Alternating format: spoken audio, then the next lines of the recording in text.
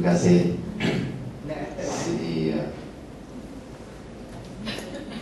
terima kasih banyak. Saya nak cerita sikit sebab kita ni orang Islam, kita bergantung kepada apa yang Islam, iaitu wahyu. Ya. Jawapan kita hari ini sebenarnya sudah senang. Very simple. Islam is very simple. Ya. Islam very simple. Kita diasuh, diajar oleh Islam untuk mengikut contoh teladan yang dikeluar,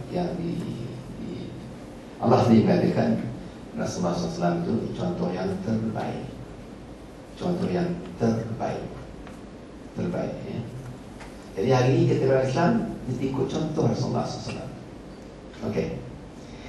Apabila Rasulullah hijrah ke Madinah, dia buat dua perkara besar. Infrastruktur, ya. Yang pertama buat masjid untuk mendidik manusia, hubungan manusia dengan Allah. Habib bin Allah. Dan dosa besar hubungan dengan Allah pada dosa besar. Mana Ustaz? Ustaz ni. Dosa besar syirik. Betul, ya? Kalau tak betul, Syed tolong cek saya. Syirik, ya? Dosa syirik. Yang kedua, Rasulullah buat pasal. That's why dia nak terangkan sini. Pasal ni hubungan manusia dengan manusia, muamalat. Sebenarnya Quran sebenarnya 3/4 of the Quran is about muamalat. Ibadat sikit je. Tapi kita choose konsep ibadat, muamalat. Ulama kita tinggal long time already muamalat. Today kita ikut satu contoh muamalat yang dibuat oleh musuh Islam. Musuh Islam. Siapa musuh Islam? Kita baik muamalat ni. Apabila Rasulullah pasal, because you are this class, you are going to go out, kena buat pasal. Nak kembangkan dinam dirham ni, kena buat pasal. Cerita ke macam mana Rasulullah buat pasal? Apabila Rasulullah buat pasal, masa tu pasal yang dah ada di Madinah, dah ada pasal yang di market exist. Tapi pasal ni, Rasulullah pergi tengok pasal yang di pasal Kairuka, Yahudi Kairuka. Dia tengok, dia pun nampak dia nak banyak penipuan. Dia pun cari sahabat, minta tanah, cari tanah, wakaf tanah, buat pasal. Bila buat pasal ni, dia kata, ini pasal kamu, jangan cukai.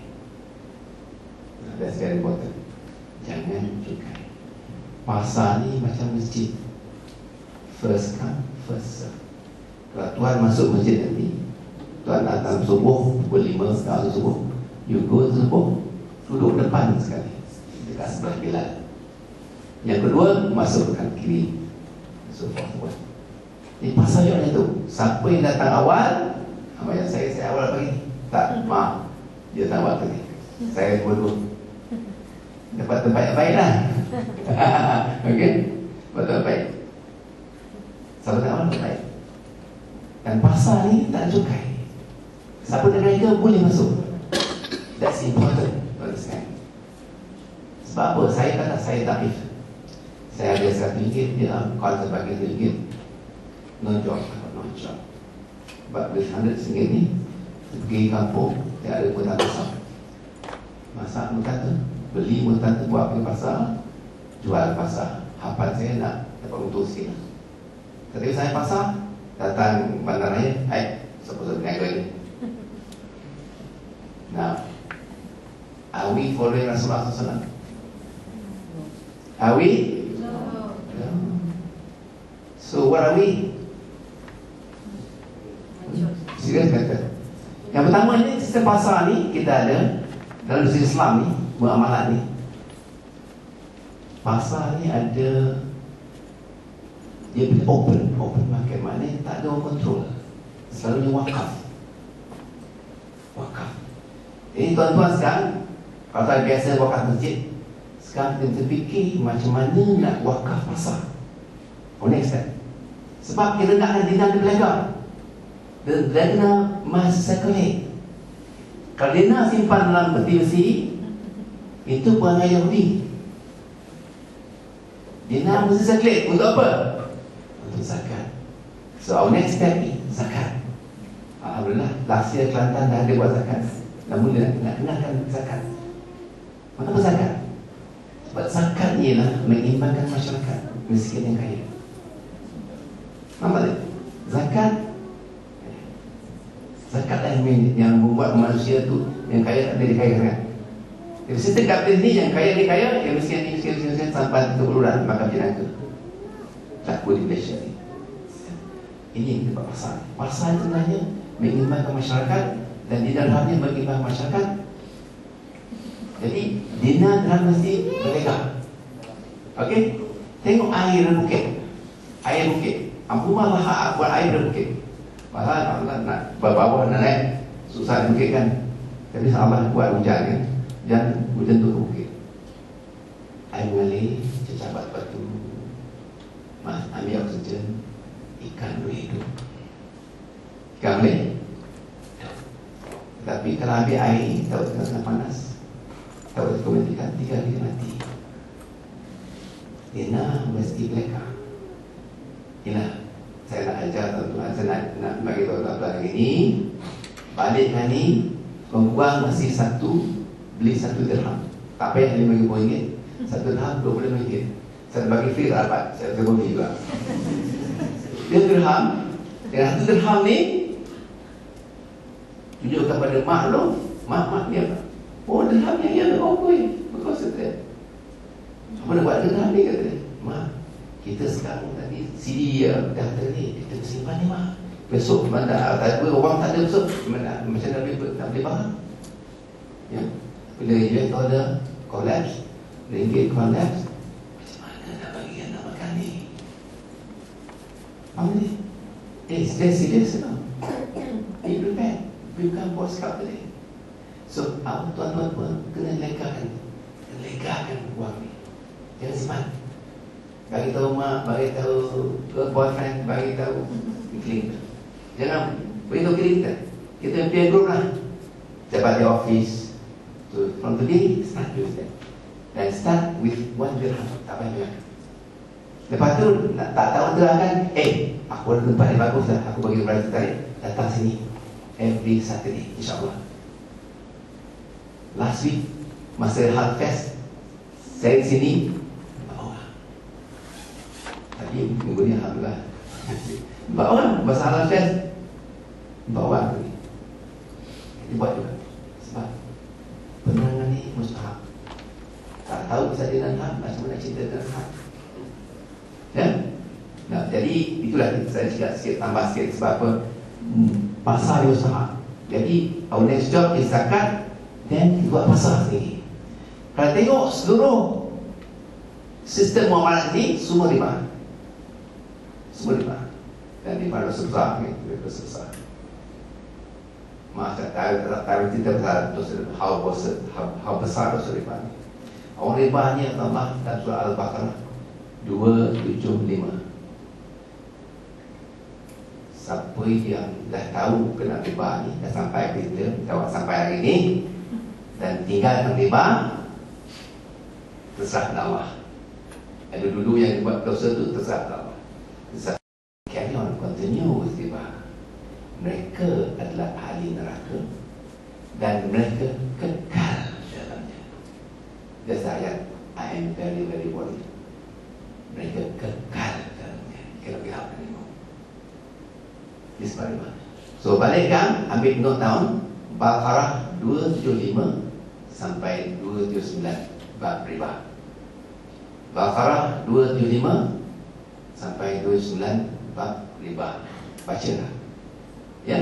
Lepas tu saya bagi tahu juga, ambil nota juga, Al-Baqarah 261 sampai 274. Maknanya 10 bab riba ni arsip pasal apa? Allah.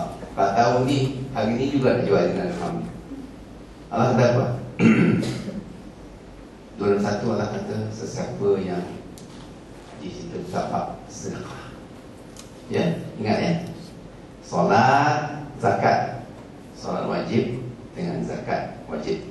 Solat infak, solat sunat dan solat infak sunat.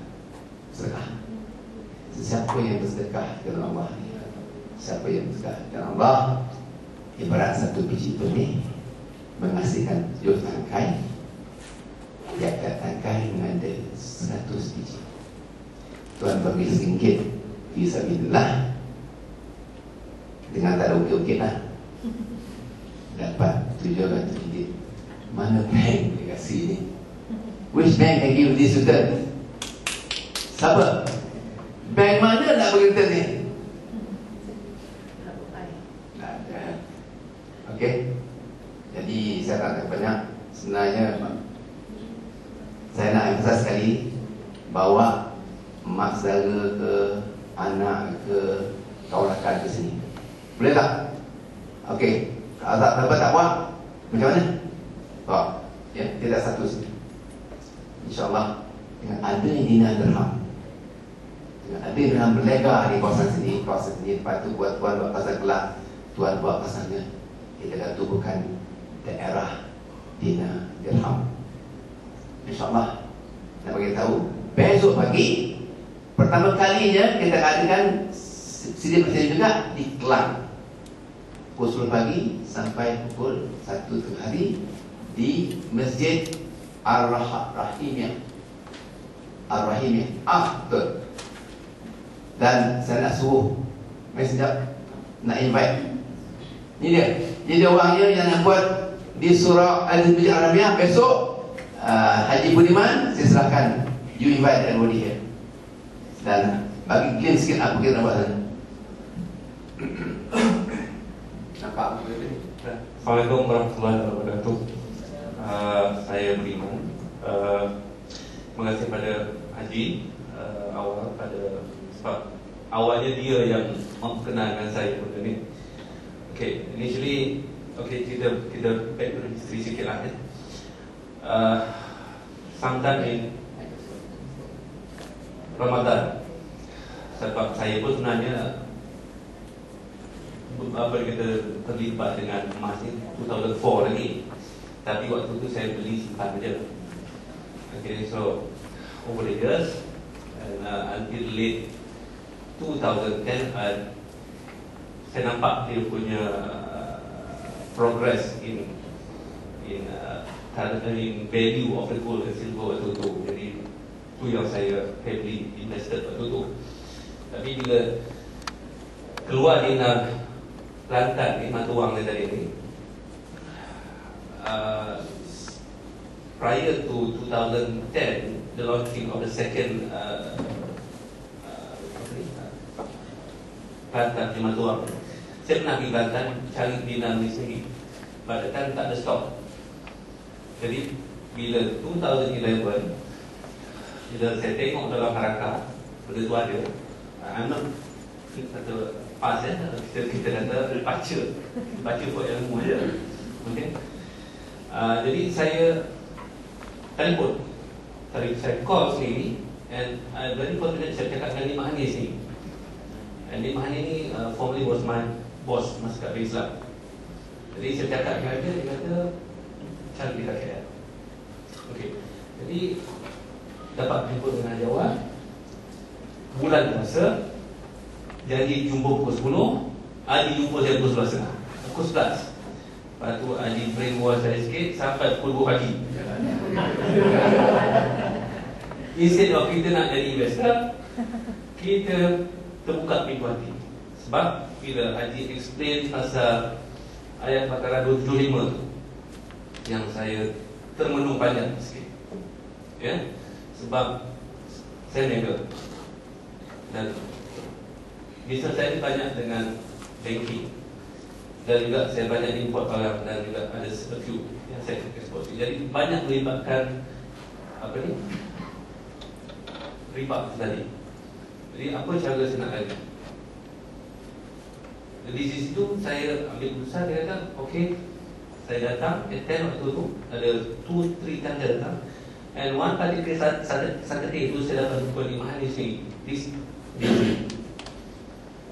Lepas tu saya tanya dia, saya tanya, apa patut saya buat? Pasal kita nak memang perlukan bank itu sendiri. Sebab kita nak buat payment overseas payment, kita nak hantar TT, kita nak provide LC, it's all riba. Get away as much as possible. That was her advice to me waktu tu. Yang apa yang tak boleh, boleh pakai dulu. Because niaga pada orang kita orang Islam ni, Islam payah. Tak niaga pun tak boleh. Sebab kalau tak silap saya, Quran ke atau hadis 9/10 pendapatan itu berniaga. Jadi persekitaran kita tu dah memang riba. Jadi apa patut kita buat? Jadi bila ni manis yang cakap saya is get away as much as possible. So balik tu saya kata okay, I talk to my accountant, dia kata whatever my financial portfolios liquidate to it. Insurans saya, ASD saya, semua saya buat. The first step that saya buat. Okay, even I talk to my wife, dia kata whatever yang ada semua buang, keep Dina ataupun dia. Tuan-tuan cakap anak-anak saya punya, apa yang saya punya, family lah, within my family, saya boleh katakan marginal paper money inside that, just for daily transaction kalau perlu. Okay, jadi daripada situ saya kata saya terbuka nak berjuang. Because why? Macam tadi saya kata tadi Haji atau Arifan cakap tadi, satu masa nanti kita akan dipersoalkan di nanti dipersoalkan apa yang kita buat semasa kita hidup untuk meninggikan, memperjuangkan Islam. Saya rasa saya tak ada. Jadi sekurang-kurangnya dengan apa yang kita perjuangkan sunnah ni tadi ni, is mengembalikan mata wang ni tadi ni, sekurang-kurangnya kita ada jawapan. Paling tidak pun satu jawapan dia. Dan kalau siapa baca harakah semalam, harakah lagi lah okay, Qalatin Azisul, kita buat sunnah, kita perjuangkan sunnah, 100 pahala syahid, 100 pahala syahid. So at least kita buatlah sesuatu. Okay, balik cerita untuk besok. Buat saya bilang Masjid Bahariniah Kelang tu dah bersetuju. Dan plan dia sebenarnya bukan untuk sehari saja. It will be on weekly basis. But I will ask, in fact I have spoken to the committee, dan Nazir Masjid pun agreed. Dia pun berminat nak tahu lebih lanjut benda ni. So you are most welcome to Masjid Bahariniah tomorrow. Silakan, dan tuan. Siapa yang tak boleh datang, dia beritahu je lah. Saya malu adik-adik yang ada di Kelang Masya-Allah tu yang boleh turun, most welcome. Terima kasih Bu. Assalamualaikum warahmatullahi wabarakatuh. Assalamualaikum. Terima kasih Haji Iman. Kalau tuan-tuan, kita pernah sampai ke penghujung ya. Saya hanya nak bagi tahu bahawa apa yang terbuat kepada kita apabila kita wang kertas ni, dia ada dua muka. Satu muka muamalat, satu muka wang kertas. Wang kertas seperti juga duit lah kan, semua ada dua muka Satu muka muamalat, satu muka kuasa. Jadi bila kita menggunakan wang kertas,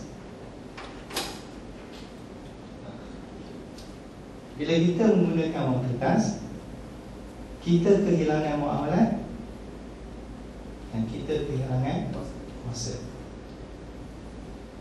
Bila kita guna dinar dengan dirham, kita kembalikan muamalat, kita kembalikan kuasa.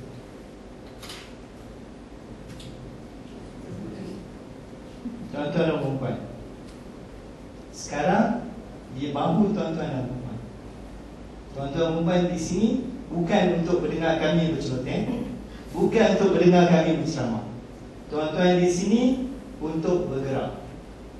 Saya anggap tuan-tuan di sini amat bertuah. Sebab dalam Al-Quran Allah berfirman bahawa akan ada perang terhadap orang yang mengamalkan riba. Jadi tuan-tuan dan puan-puan di sebelah siapa?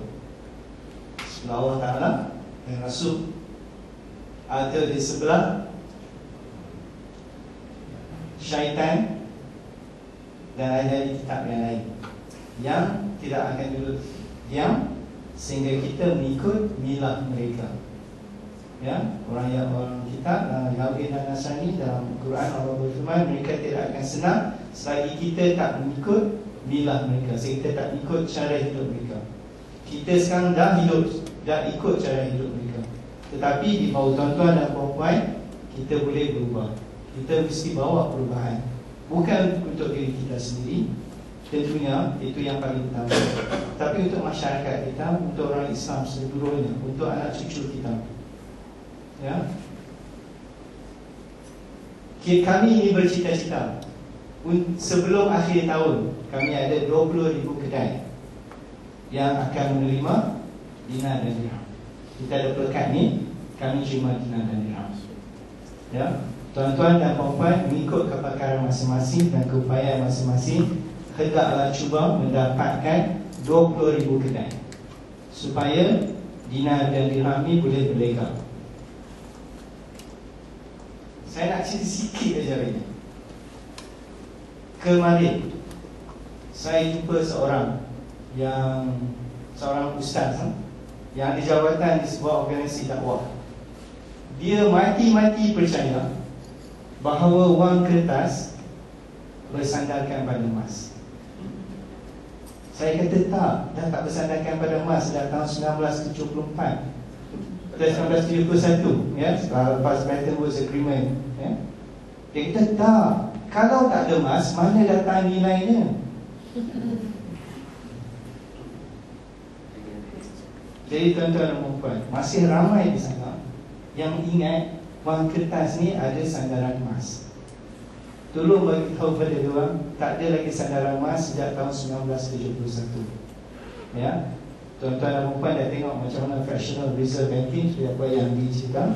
Ya, sekeping boleh keluar 250,000 keping. Betul? Kalau kat Malaysia RM1 RM1 25 US ya, 1 to 10. Jadi kalaulah betul wang ni bersandarkan pada emas, RM1 nak keluarkan 25 kali ganda berat emas. Tak boleh tuan, tak boleh kan? Bukan RM1 yang dicipta, berbilion ringgit dicipta setiap bulan. Mana nak dapat emasnya? Tak boleh. Jadi kembali ya, ingat bahawa tuan-tuan di sini bukan saja dengar kami berceloteh, bukan saja dengan cerita-cerita, bukan saja untuk mendengar kami mengungkap ayat-ayat Quran, tapi tuan-tuan sendiri ada tanggungjawab. Ya, sebab kami telah menyampaikan. Sekarang tanggungjawab tuan-tuan untuk menyampaikan pada orang lain. Yang paling mudah, ajak dia orang datang ke sini. Tapi kalau tak boleh ajak datang ke sini, saya ingat tuan-tuan dan puan-puan pun ada keupayaan untuk membuat penyelidikan sendiri. Ya, tentu ada keupayaan untuk berkait. Sebab saya tahu semua orang ada pengalaman dia sendiri, semua orang ada cerita sendiri, dan semua orang ingin menjadi sebahagian daripada tentera Allah. Tuan-tuan dan puan-puan, anggaplah bahawa Allah memberi hidayah kepada tuan-tuan dan puan-puan. Allah memberi peluang kepada tuan-tuan dan puan-puan untuk berada di barisan hadapan untuk melawan kufar. Kuala Lumpur ni ada 2 juta orang tuan-tuan dan puan. Bilik ni ada dalam 100 orang. Bukan ramainya tuan-tuan dan puan, besar hati kita. Kalau hati kita besar, kalau hati kita patuh pada Rasul SAW, patuh pada Allah SWT dan kasih pada Rasul SAW, kita harus, kita perlu, kita mesti jadikan ini sebagai sebahagian daripada yang boleh apa ya? Perjuangan kita. Kita harus hayati ini. Saya rasa tak ada lagi perjuangan yang lebih mulia daripada menegakkan syiar Allah di atas muka bumi ini. Ya. Jadi dengan itu kita berakhir dengan surah Al-Fatihah.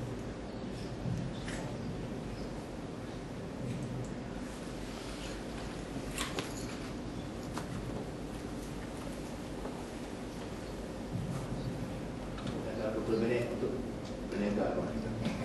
So Haji, orang berniaga dia selalu ingat berniaga kan? So ada 20 minit untuk kita berniaga. Amalan Ini amalan. Sorry Haji, bukan maksud saya macam tu. Ya? So, wabillahi taufiq warahmatullahi wabarakatuh.